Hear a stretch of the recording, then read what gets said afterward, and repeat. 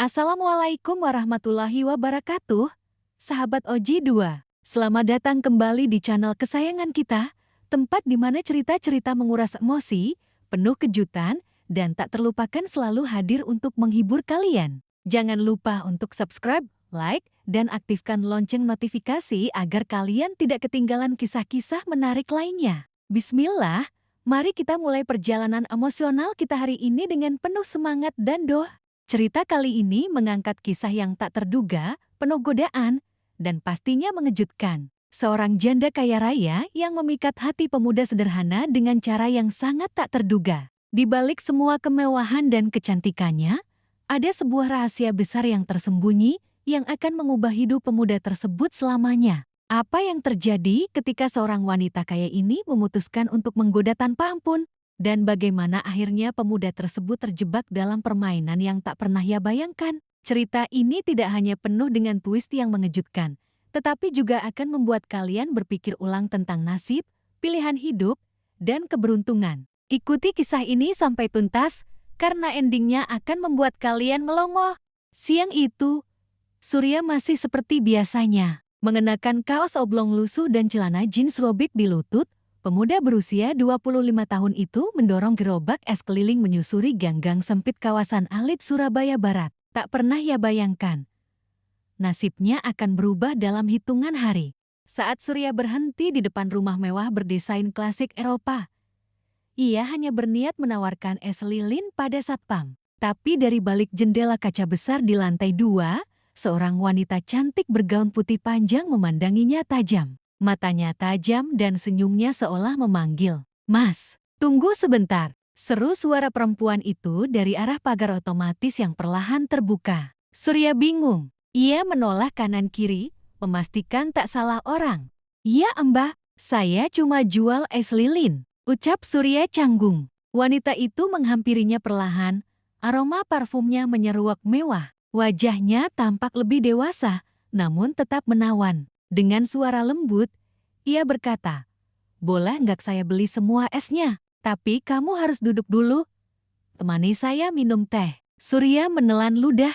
Aneh, tak biasanya ada pembeli seperti ini. Tapi karena lapar dan haus, ia pun mengangguk. Namanya Dewi Ayunda, janda kaya raya pemilik 4 perusahaan properti dan butik terkenal. Usianya 38 tahun, tapi penampilannya bagaikan artis. Duduk di teras rumah, Dewi menyuguhkan teh dan kue mahal. Ia memandang Surya seolah pria itu adalah sosok menarik yang baru ia temui setelah lama hidup sendiri. "Kamu tahu nggak, Mas, saya sebenarnya suka lihat kamu lewat tiap siang. Tapi baru kali ini saya berani panggil," ucap Dewi sambil memainkan cangkir teh. Namanya Dewi Ayunda, janda kaya raya pemilik 4 perusahaan properti dan butik terkenal. Usianya 38 tahun, tapi penampilannya bagaikan artis. Duduk di teras rumah, Dewi menyuguhkan teh dan kue mahal. Ia memandang Surya seolah pria itu adalah sosok menarik yang baru ia temui setelah lama hidup sendiri. "Kamu tahu nggak, Mas, saya sebenarnya suka lihat kamu lewat tiap siang. Tapi baru kali ini saya berani panggil," ucap Dewi sambil memainkan cangkir teh. Surya hanya bisa menunduk. Ia tahu, ini bukan sekadar beli es. Dewi menyimpan sesuatu yang tak bisa ia baca. Dan hari itu, ketika Dewi memegang tangan Surya lebih lama dari biasanya, pemuda itu mulai merasa hidupnya tidak akan pernah sama lagi. Hari kelima pertemuan mereka menjadi titik balik. Saat Surya mendorong gerobaknya seperti biasa, gerbang rumah Dewi sudah terbuka. Satpamnya bahkan sudah menunggu dengan senyuman dan menyodorkan sebuah kotak kecil berwarna hitam beludru. "Ini dari Bu Dewi, Mas," katanya, "harap diterima." Surya membuka kotak itu. Di dalamnya, sebuah jam tangan mahal bermerek terkenal yang bahkan tak pernah ia impikan untuk melihat langsung, apalagi memilikinya. "Kenapa dia kasih beginian ke saya?" gumamnya bingung. Tak lama, suara lembut Dewi terdengar dari balkon lantai 2. Ia berdiri di sana dengan gaun merah menyala, rambutnya terurai anggun tertiup angin. "Mas Surya, malam ini saya undang kamu makan malam ya." Datang pakai jam itu. Surya tidak tahu harus menjawab apa. Tapi malam itu, setelah selesai berjualan, Ia mematut diri di depan cermin kecil di rumah kontrakannya. Ia meminjam kemeja dari tetangga dan mencuci sepatu tuanya sampai bersih. Jam 7 malam, ia tiba di depan rumah Dewi. Kali ini pintu utama dibuka langsung oleh wanita itu. Busana malamnya elegan, aroma parfumnya semakin tajam. "Selamat datang, Mas Surya," ucapnya manis. "Saya masakin spesial malam ini." Meja makan besar dihias seperti di hotel bintang 5. Lilin menyala. Anggur mahal tersaji meski tidak disentuh Surya karena ia tahu batasnya. Dewi duduk di seberangnya, matanya tak lepas dari wajah pemuda itu. "Mas Surya tahu nggak? Saya sudah bertemu banyak pria. Tapi entah kenapa, kamu ini lain. Kamu nggak melihat saya sebagai dompet berjalan." Surya menunduk. "Saya cuma orang kecil, Bu Dewi. Nggak pantas duduk di sini. Jangan panggil saya Bu Dewi, panggil Ayunda saja." Ucapan itu seperti menandai sesuatu. Malam itu mereka bicara banyak hal. Tentang hidup, tentang luka lama Dewi yang ditinggal mati suaminya, tentang sepinya kesuksesan tanpa cinta sejati. Surya mendengarkan dengan jujur. Dan Dewi, untuk pertama kalinya dalam bertahun-tahun, merasa didengar sebagai manusia, bukan objek. Saat jam menunjukkan pukul 9 malam, Dewi berdiri dan mematikan lampu ruang makan. Hanya cahaya lilin yang tersisa. Ia berjalan mendekat ke arah Surya, berdiri di belakang kursinya, lalu berkata pelan, "Mas Surya, kamu tahu nggak? Malam ini aku ingin kamu tetap di sini. Jangan pulang dulu." Surya tertegun. Ia bisa merasakan detak jantungnya berdentum seperti genderang perang. Di antara bayang lilin dan aroma parfum, ia tahu ini bukan sekadar makan malam biasa. Ada sesuatu yang sedang menjeratnya perlahan. Pagi harinya, Surya terbangun di sebuah kamar mewah dengan sprei putih bersih dan aroma lavender yang asing. Ia tak tahu kapan ia tertidur. Ingatannya hanya sampai pada momen ketika Dewi memintanya untuk tidak pulang. Setelah itu, kabur. Yang tersisa hanya sisa parfum di bantal dan denting jam tangan mahal di pergelangan tangannya. Saat ia turun ke lantai bawah, Dewi sudah menunggunya di ruang makan dengan sarapan lengkap tersaji. "Pagi, Mas Surya." "Tidur nyenyak." Surya hanya mengangguk. "Maaf, saya ketiduran." Dewi tertawa kecil. "Gak usah canggung. Mulai hari ini, kamu gak usah keliling dorong gerobak lagi. Saya punya tawaran." Surya menatapnya heran. "Tawaran apa, Mbak?" Ayunda." Wanita itu berdiri dan menyodorkan map berisi surat. "Kontrak kerja. Kamu jadi asisten pribadi saya. Gajinya 50 juta per bulan, termasuk tempat tinggal di pavilion belakang." Surya nyaris menjatuhkan sendok. 50 juta? Tapi saya nggak bisa apa-apa. Saya cuma tukang es. Justru itu. Saya nggak butuh orang pintar. Saya butuh orang jujur. Dan kamu sudah membuktikan itu. Surya pulang ke kontrakan hari itu dengan perasaan campur aduk. Ia tidak langsung menerima. Tapi malamnya, saat ia melihat ibunya sakit dan uang di dompet hanya cukup untuk beli obat generik, ia kembali ke rumah Dewi dan menandatangani kontrak itu. Hari-hari berikutnya, hidup Surya berubah drastis. Dari penjual es keliling, ia kini tinggal di rumah pavilion, berpakaian rapi, mengantar Dewi ke kantor, menjadi pendengar setia dalam mobil Elfard. Bahkan kadang makan malam dengan para kolega bisnis Dewi. Namun ada yang aneh. Surya merasa setiap kali Dewi menyentuh tangannya atau menatap matanya terlalu lama, tubuhnya merinding, seolah ada energi yang tak bisa dijelaskan. Malam-malam di rumah itu pun mulai terasa berbeda. Ada suara pintu berderit saat tengah malam. Ada bisikan samar dari dalam ruang yang tak pernah boleh ia masuki.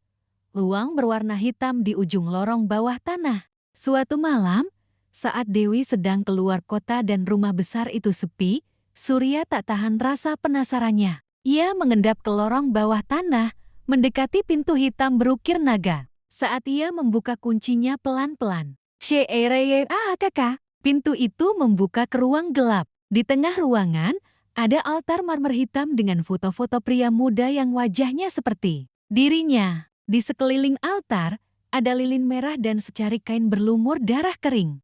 Surya terhuyung, tangannya gemetar, nafasnya berat. Siapa mereka? Kenapa wajahnya mirip aku? Tiba-tiba, suara langkah kaki terdengar dari tangga. Surya mematikan senter dan bersembunyi di balik dinding. Mas Surya, itu suara Dewi. Kamu sudah lihat ya? Ruang itu hanya dibuka untuk orang yang spesial. Dan sekarang, kamu sudah bagian dari lingkaran ini. Malam itu, Surya tak bisa tidur. Kata-kata Dewi terngiang di kepalanya. Kamu sudah bagian dari lingkaran ini. Ia termenung di pavilionnya, memandangi jam tangan mahal yang kini terasa seperti borgol. Ia ingin pergi, tapi kebaikan Dewi terlalu besar untuk ia balas dengan pengkhianatan. Namun, ruang ritual itu, foto-foto itu, wajah-wajah yang mirip dirinya, membuat jantungnya berdebar tak karuan.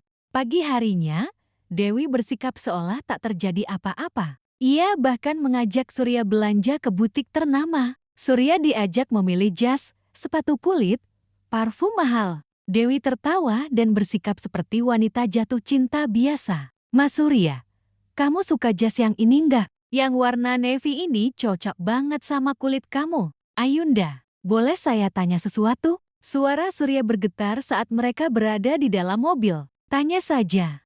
Orang-orang dalam foto di ruang itu, siapa mereka? Dewi menoleh pelan, lalu tersenyum tipis. Mereka orang-orang yang pernah saya percaya, tapi mereka semua pergi. Entah karena tak kuat, atau karena terlalu serakah. Saya hanya berharap kamu berbeda. Tapi kenapa wajah mereka mirip saya? Dewi menarik napas dalam. Itu rahasia yang belum saatnya kamu ketahui. Kalau kamu tetap di sini, kamu akan mengerti. Malam itu, Surya kembali gelisah. Ia merasa diawasi. Pavilionnya tiba-tiba terasa pengap. Angin malam membawa bisikan yang tak bisa ia fahami. Saat ia tidur, ia bermimpi aneh. Dalam mimpi itu, ia berdiri di tengah lingkaran api dan Dewi berdiri di seberangnya mengenakan jubah hitam. Wajah Dewi berubah menjadi sosok wanita tua berjubah emas, matanya bersinar merah, dan di belakangnya, bayangan naga hitam melayang di udara.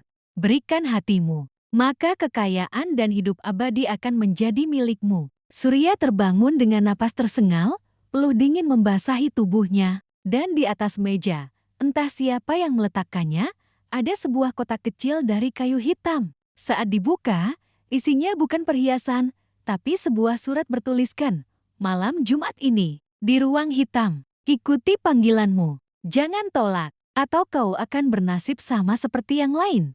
Surya merasa seolah ia telah masuk terlalu dalam. Tapi saat ia melihat ibunya yang kini sembuh berkat biaya pengobatan dari Dewi, dan rumah kontrakan yang kini direnovasi total oleh seseorang anonim, hatinya jeti berat untuk pergi. Apakah ini harga dari hidup anak? Haruskah ia melangkah masuk ke ruang itu lagi, dan menerima takdir yang mungkin sudah ditulis? Malam itu akhirnya tiba. Malam Jumat yang dijanjikan. Surya duduk di tepi ranjang. Tubuhnya gemetar. Di luar, langit tampak gelap tanpa bintang. Angin bertiup dingin, membawa suara bisikan dari pepohonan di sekitar rumah besar itu. Pukul 12 malam tepat, suara lonceng tua berdentang dari arah ruang tengah. Surya berdiri, seolah tubuhnya bergerak sendiri. Ia melangkah keluar pavilion, menyusuri taman yang hanya diterangi lampu taman kuning redup. Setiap langkah terasa berat, seperti menapaki jalan menuju neraka. Gerbang bawah tanah telah terbuka. Dewi berdiri di sana dengan jubah merah kehitaman. Wajahnya dihias riasan misterius dan tatapannya menusuk. Di tangannya, ia memegang lentera tua berapi biru.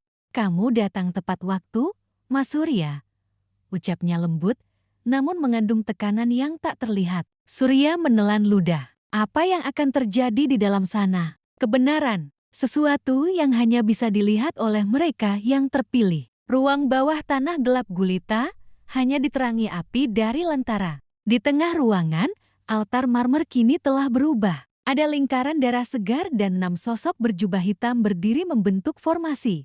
"Jangan takut," bisik Dewi. "Ini hanya syarat. Kamu hanya perlu melewati satu langkah terakhir." "Langkah apa?" "Berikan setetes darahmu, dan kamu akan tahu siapa dirimu sebenarnya." Surya hampir mundur, tapi di sudut ruangan, ia melihat foto ibunya, adiknya, dan dirinya berdampingan dengan lilin-lilin merah. Ia sadar mereka bukan sekadar korban, mereka sandera secara tidak langsung. Dengan tangan gemetar, ia dituntun menuju altar. Salah satu pria berjubah menyodorkan pisau kecil berhulu perak. Surya menatap Dewi untuk terakhir kali, dan wanita itu mengangguk pelan. Sayatan kecil di telapak tangan, darah menetes ke dalam mangkuk batu hitam. Tiba-tiba, api dari lilin berwarna merah menyala membesar. Suara seperti auman terdengar dari dinding. Bayangan besar naga hitam muncul dari langit-langit ruangan, berputar di atas mereka. Apa ini? Surya menjerit.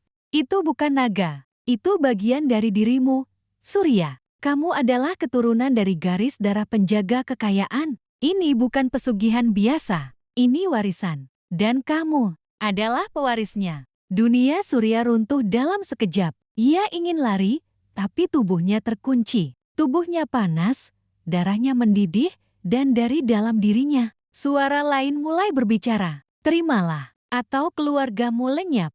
Tubuh Surya terlempar ke belakang. Ia terkapar di lantai batu, napasnya terputus-putus. Di sekelilingnya, para sosok berjubah mulai melantunkan mantra dengan suara rendah. Cahaya dari mangkuk batu memancar, menyorot wajahnya yang kini mulai berubah. Dalam kepalanya, suara itu suara yang bukan miliknya menggema keras. Warisan ini bukan untuk ditolak. Kau telah dipilih. Kini saatnya kau mewarisi tahta kekuatan yang telah menunggu ratusan tahun. Namun dalam hati Surya, ada yang menolak. Ia bukan penjaga kekayaan. Ia hanya pemuda biasa yang ingin menyembuhkan ibunya dan hidup layak. Ia tak ingin hidup dalam dunia kegelapan. Tidak, Surya berteriak. Suaranya memantul di dinding ruangan bawah tanah. Dewi yang berdiri di ujung altar menatapnya tajam. Kalau begitu, kamu akan kehilangan semuanya. Ibumu, adikmu, dan dirimu sendiri. Aku memberimu segalanya, dan kamu menolak membalasnya. Aku tidak pernah minta semua ini. Surya bangkit meski tubuhnya terasa berat. Aku hanya ingin hidup sederhana, bukan menjual jiwaku.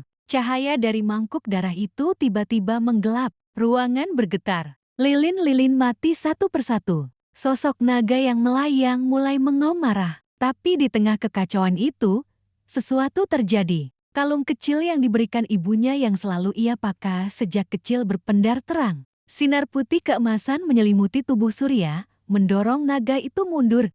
Aku tidak pernah minta semua ini. Surya bangkit meski tubuhnya terasa berat. Aku hanya ingin hidup sederhana, bukan menjual jiwaku. Cahaya dari mangkuk darah itu tiba-tiba menggelap. Ruangan bergetar. Lilin-lilin mati satu persatu. Sosok naga yang melayang mulai mengaum marah. Tapi di tengah kekacauan itu, sesuatu terjadi. Kalung kecil yang diberikan ibunya yang selalu ia pakai sejak kecil berpendar terang. Sinar putih keemasan menyelimuti tubuh Surya, mendorong naga itu mundur. Pagi harinya, Surya terbangun di pavilionnya. Semua tampak seperti mimpi. Rumah besar itu kosong. Tidak ada Dewi, tidak ada satpam, tidak ada mobil mewah. Hanya dirinya dan secari kertas di meja. Terima kasih sudah memilih cahaya. Kau bebas. Tapi ingat, warisan itu akan selalu menunggumu. Surya keluar dari rumah itu dengan langkah pelan. Ia tak membawa harta, tak lagi mengenakan jam mahal. Tapi hatinya ringan. Di ujung jalan, seorang anak kecil menghampirinya. Mas, beli es lilin 2. Surya tersenyum. Hari ini, Mas traktir. Terima kasih telah menyaksikan sampai akhir. Jangan lupa tekan like, subscribe, share ke teman-temanmu, dan tulis di komentar kalau harus memilih kekayaan penuh misteri atau hidup sederhana tapi tenang, mana yang kamu pilih? Sampai jumpa di kisah selanjutnya. Wassalamualaikum warahmatullahi wabarakatuh.